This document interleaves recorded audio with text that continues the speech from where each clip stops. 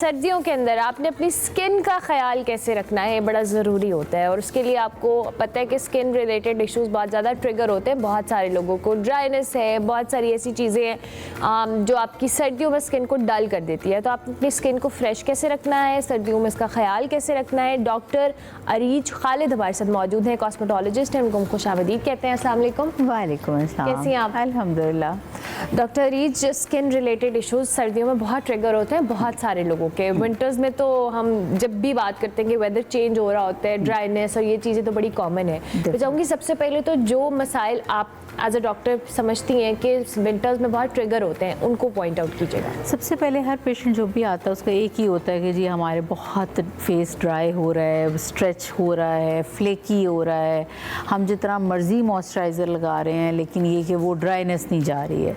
और ख़ास तौर पे क्योंकि हम एक बड़े वो आप कह लें कि लंबे फेस से गुजरे हैं जो स्मॉग वाला था, अब उसने बहुत सारे लोगों की स्किन कंडीशंस कम्प्लीटली चेंज कर दी हैं। वो तमाम लोग जिनकी स्किन ऑयली भी होती थी, इस वक्त वो भी हमें कंप्लेन यही करते हैं कि जी हमारी ड्राई स्किन है। अच्छा, एक और चीज़ बहुत ज़्यादा हमें देखने में आ रही है कि बहुत छोटी उम्र के बच्चों में भी ये बहुत ज़्यादा चीज़ आ रही है। अच्छा। हर एज में। पहले हमारे पास एक होता था कि किसी भी एज में आप कह लें कि बहुत सर्टन लाइक लिमिट्स होती थी जिस पे आके लोग कंप्लेन कर रहे होते थे किसी भी चीज़ के लिए, चाहे एक्नी हो गई या ड्राइनेस हो गई। लेकिन अब हमारे पास अनफॉर्चुनेटली मतलब आप ये कह लें 6-7 साल के बच्चों से लेके आपके पास मतलब 70 और 75 तक के लोग आ रहे होते हैं कि जिसे बहुत शदीद इस तरह के इश्यूज़ हो रहे हैं। जिनको एक्जिमा है वो उनका बहुत ज़्यादा इस वक्त स्वेयर हो जाता है, सोराइसिस है वो कंडीशंस बहुत ज़्यादा वर्सन हो जाती हैं क्योंकि ज़ाहिर है अनफॉर्चुनेटली हमारा इस वक्त मौसम की कंडीशन ऐसी है कि ह्यूमिडिटी का लेवल तकरीबन ना होने के बराबर बिल्कुल, ड्राइनेस है एक। हाँ, तो वो फिर हमें चेंज करनी होती है अपनी प्रोडक्ट से लेके, रूटीन से लेके, हर चीज़ चेंज करनी है, डाइट से लेके। तो वो आपका जो एक स्विच और ट्रांजिशन है वो आपको बड़ा स्मूथ होना चाहिए। हमारा क्योंकि वो होता है इस्तकबाल स्मॉग के साथ है, बहुत ही धुंधला, तो अब फिर नया काम शुरू हो जाएगा थोड़े दिनों में। मतलब वही आप कह लेना कि बहुत जल्दी जल्दी सब कुछ चेंज हो रहा होता है, तो फिर वो रूटीन लोगों के लिए बाज़ दफ़ा वो चेंज कर रहा, वो कंफ्यूज भी हो रहे होते हैं कि अच्छा जितनी देर में हम ये अडेप्ट करते हैं उतनी देर में दूसरी वो अगला मौसम आ जाता है। अभी अब सर्दी है तो मुझे तो लगता है खैर ये शायद हार्डली कोई 1 to 2 months हो, इससे ज़्यादा तो 1 month, that's what we are expecting। लेकिन वो इसके अंदर ये स्किन का काम कर जाती है। हाँ, अच्छा डॉक्टर अरीज, अब किया क्या जाए? जाहिर है हमारी स्किन के इश्यूज हैं, ड्राइनेस सबसे मेन है, उससे रिलेटेड बहुत, क्योंकि स्कैल्प के अंदर बहुत ज़्यादा ड्राइनेस हो रही होती है, आपकी डेंड्रफ और ये शिकायत होती है क्योंकि वार्म वाटर से हम शावर ले रहे होते हैं। करें क्या? अच्छा, अब वार्म से तो शायद नहीं, हॉट वाटर से यूजुअली लोग ले रहे होते हैं ना। अब उसमें आपने हम ये तो कह नहीं सकते कि जी आप ठंडे पानी से शावर लें, बड़ा मुश्किल है। अब उसका तरीका ये है कि आप जितना उसको कम गर्म रख सकते हैं वो करें, और दूसरा आपने उसका कांटेक्ट टाइम कम कर देना है। यानी कि अब अगर आप आधा पौना घंटा शावर के नीचे खड़े हैं तो उसको आपने रिड्यूस कर देना है। उसको कोशिश करें कि you should done it in within 10 to 15 minutes. तो उसके बाद आपने जैसे ही शावर से निकलना है, that is the best time जब आपने मॉइस्चराइज करना है। आप ये जो बॉडी ड्राई करने के बाद या फेस को कंप्लीट ड्राई करने के बाद मॉइस्चराइजर्स लगाते हैं उसका कोई फ़ायदा नहीं होता। मॉइस्चराइज़र का बेसिकली पर्पस 2 होते हैं, एक तो उसके अपने इंग्रेडिएंट्स जो हैं वो, और दूसरा ये कि उसने आपकी अपनी स्किन का मॉइस्चर लॉक करना है। तो जो आपने की स्किन में मॉइस्चर या नमी है ही नहीं तो वो लॉक किस चीज़ को करेगा? ठीक है, तो आपने जैसे ही निकलना है डैम्प स्किन के ऊपर, आपका फेस हो गया, हैंड हो गया, आपके फीट हो गए, जो भी आपके बॉडी पार्ट्स, क्योंकि ओवरऑल आपको स्ट्रेची फील हो रहा होता है, तो वो एक बेस्ट टाइम है जब आपने मॉइस्चराइज करना है। बॉडी बटर्स बहुत अच्छे होते हैं, अगर आप अफोर्ड कर सकते हैं तो that is the best option. Otherwise ये कि जिनके पास बॉडी बटर्स नहीं है, घी भी अच्छा काम करता है। अच्छा, हाँ, मलाई, घी, ये लेकिन नहीं वो थोड़ा स्मेल का इशू नहीं होगा? अगर जिनको नहीं है तो मतलब वो यूज़ कर सकते हैं, वो बिल्कुल कर सकते हैं। अदरवाइज मलाई बहुत सारे लोग इस्तेमाल करते हैं, उसके अंदर बिल्कुल कोई हर्ज नहीं है। ओके। अच्छा, दूसरा एक और चीज़ अपनी डाइट में आप शामिल करें, मतलब डाइट में तो नहीं, मैं ये कहूँगी आप अपने मतलब वाइटामिन के इंटेक्स जब आप ले रहे होते हैं, वाइटामिन डी ज़ाहिर है धूप में आप कोई नहीं बैठ पाता, तो वाइटामिन डी के इंटेक को बढ़ाएं। दूसरा आपने ओमेगा 3 ओमेगा 3 आप खुद देखेंगे जब आप डेली रूटीन में उसको आफ्टर ब्रेकफास्ट स्टार्ट करेंगे, एक तो दोपहर के बाद आपने नहीं उसको लेना, इसलिए आपने जो टाइम आपका ब्रेकफास्ट के बाद और आपके लंच से पहले, हाँ, उस टाइम में that is the best time. तो आप खुद देखेंगे कि आपके स्किन के मॉइस्चर लेवल्स बहुत बेहतर होंगे। अच्छा, हाँ, तो ओमेगा 3 और इसका सोर्स क्या है हमारी डाइट में? अगर हम डाइट में फिश और वो सर्दियों में तो सर्दियों में होती है। देखिए ये अल्लाह ताला ने कुदरती तौर पे एक निज़ाम है कि जो चीज़ आपके लिए जिस मौसम में उसका फ़ायदा है वही उस मौसम में आपको अल्लाह ताला ने कुदरती तौर पे दी है, बिल्कुल ठीक तो है। उसका फ़ायदा है। नट्स है, that is the best source, आप उसको इस्तेमाल करें। इसके अलावा दही वगैरह का इस्तेमाल करें। अक्सर लोगों को लग रहा होता है कि नहीं जी दही ठंडा है, लेकिन दही को अगर आप इस्तेमाल करते हैं उसमें प्रोबायोटिक्स होते हैं और वो आपके लिए हर सीज़न में बहुत अच्छे होते हैं। और जो क्लेंजिंग्स हैं उनको हार्श नहीं रखें, अब आपकी बहुत माइल्ड क्लेंजर्स होने चाहिए। स्क्रबिंग बंद कर दें, एक्सफोलिएटर्स का इस वक्त कोई काम नहीं है, एक्सफोलिएशन करनी है तो 10-15 दिन के बाद करें। स्क्रबिंग बिल्कुल बंद कर दें? हाँ, स्क्रबिंग बंद कर दें, Okay. क्योंकि स्क्रबिंग बहुत ओवर ड्राई कर देगी और वो आपके बहुत ज़्यादा फ्लेकीनेस को बढ़ा देगी। माइल्ड एक्सफोलिएटर्स के साथ आपने काम करना है और उसके बाद फ़ौरन मॉइस्चराइजिंग बहुत ज़रूरी है। Okay. बेस्ट ये है कि आपने सैंडविच टेक्निक करनी है, यानी कि आपने क्लेंजिंग की, उसके बाद आपने हाइलुरोनिक एसिड लगाया, ठीक है, डैम्प स्किन के ऊपर, उसके बाद आपने मॉइस्चराइजर लगाया और फिर सन ब्लॉक। हाँ, Please, मेरा एक sunblock. सवाल अब सन ब्लॉक का ही था अगला, Yes. कि हम नॉर्मली समझते हैं सन ब्लॉक सिर्फ हमें समर्स में इस्तेमाल करना है क्योंकि धूप बहुत तेज होती है। अच्छा नहीं, वो हमें समर विंटर को छोड़े, हमें तो इन लाइट्स में भी इस्तेमाल करना है। अच्छा। इंडोर हैं आप, आउटडोर हैं आप, घर के अंदर हैं, घर के बाहर है। जो खवातीन बहुत कॉमनली आकर ये कह रही होती हैं कि जी हम तो घर से बाहर निकलते ही नहीं, तो हम आपके घर के अंदर आप ये जो लाइट्स हैं इनकी रेज आपने इनसे भी बचना होता है, ये भी ड्राइनेस कॉज करती हैं। तो आप अगर स्किन देखें तो उसमें एज बहुत जल्दी करेगी आपकी स्किन अगर आप सन ब्लॉक का इस्तेमाल नहीं करते हैं।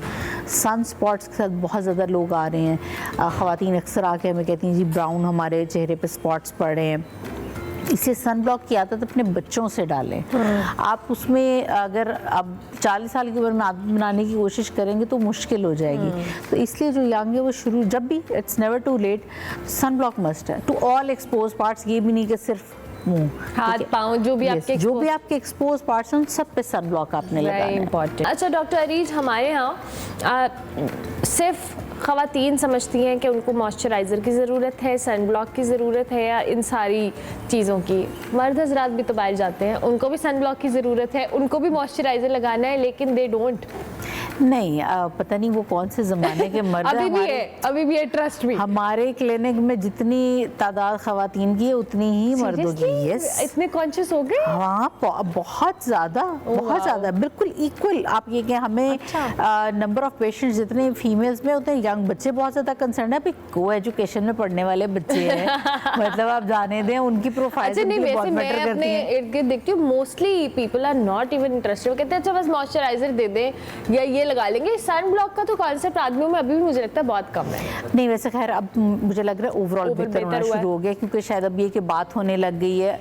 अच्छा, जहाँ वही बात है, सोशल मीडिया के कुछ नुकसानात हैं, फ़ायदे भी हैं, कि ज़ाहिर है बहुत सारे अब डर्माटोलॉजिस्ट हैं या कॉस्मेटोलॉजिस्ट हैं वो इस चीज़ पे एम्फसाइज कर रहे होते हैं कि आपने सन ब्लॉक यूज़ करना है, तो किसी ना किसी की बात अब कोई ना कोई सुन ही लेता है तो वो मुझे लगता है बेहतर हो रहा है। हाँ, ज़ाहिर है एक ट्रेंड को चेंज करने की ज़रूरत है, आहिस्ता आहिस्ता हमारी रूटीन्स में शामिल करने की ज़रूरत है। हम उस दौर से गुजर रहे हैं जिसमें आप कह लें कि हमारे अब वो वाली एज के लोग थे जब वो कहते थे हम तो कुछ नहीं लगाते हैं तो देखो हमारी स्किन बहुत अच्छी है। तो अब हमारा अनफॉर्चुनेटली है कि उस वक्त इतने हालात, मौसमी हालात इतने ख़राब नहीं थे। एनवायरनमेंट पे भी डिपेंड करता है ना। अच्छा, एक और बहुत इंपॉर्टेंट चीज़ है कि आपके घरों में ज़्यादा ह्यूमिडिफायर्स अगर आप नहीं अफोर्ड कर, अब तो वैसे ह्यूमिडिफायर्स बहुत सस्ते भी आ रहे होते हैं, 2-3 हज़ार से लेके भी आ रहे होते हैं। अगर आप नहीं अफोर्ड कर सकते हैं तो उसमें आप प्लीज़ अपने घरों या कमरों के अंदर ना खुले बर्तन में पानी ज़रूर रखें। अच्छा, ये बहुत ज़रूरी है क्योंकि आपके जो हवा है उसके अंदर वो मॉइस्चर लेवल को बेहतर करेगा, तो उससे भी जो आपकी स्किन की कंडीशंस हैं वो बेहतर होंगी। ओह अच्छा, दैट्स वाई खुले बर्तन में पानी आप रख सकते हैं, कोई हाँ, तो वो इवेपोरेट करेगा तो आपके ज़हर जैसे भी आपके रूम के टेम्परेचर्स हाई होते हैं, एक तो हीटर्स, मेरा नहीं ख्याल है गैस आ रही है कि हीटर लगे, इलेक्ट्रिक हीटर्स चल रहे हैं आजकल, वो भी बिजली से अभी जो पहला बिल आएगा तो बंद हो जाएंगे। डॉक्टर अरीज कितने इंटरेस्टिंग बातें करी हमारे साथ। क्या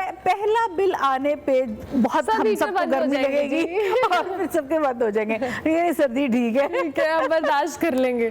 आई नो राइट। अच्छा डॉक्टर अरीज, आप जो आपने बताया कि हमने करने, लेकिन बहुत सारे लोग स्किन ट्रीटमेंट्स या स्क्रबिंग या एक्सफोलिएटिंग चीज़ें इस वेदर में भी इस्तेमाल कर रहे होते हैं और स्किन ट्रीटमेंट्स ले रहे होते हैं। व्हाट डू यू थिंक कि इस वेदर के अंदर हमें कर सकते हैं continue with all the facials and all that, या हमें थोड़ा अवॉइड करना चाहिए कि हम अपने घर पे जो चीज़ें करें? आप फेशियल्स का कोई इशू नहीं होता, आपका मसला आता है पॉलिशर्स का या ब्लीच का। Okay. वो क्योंकि आपकी स्किन को ओवर ड्राई करती हैं, वो वैसे ही पूरा मॉइस्चर उड़ा देती हैं, उन चीज़ों को अवॉइड करें।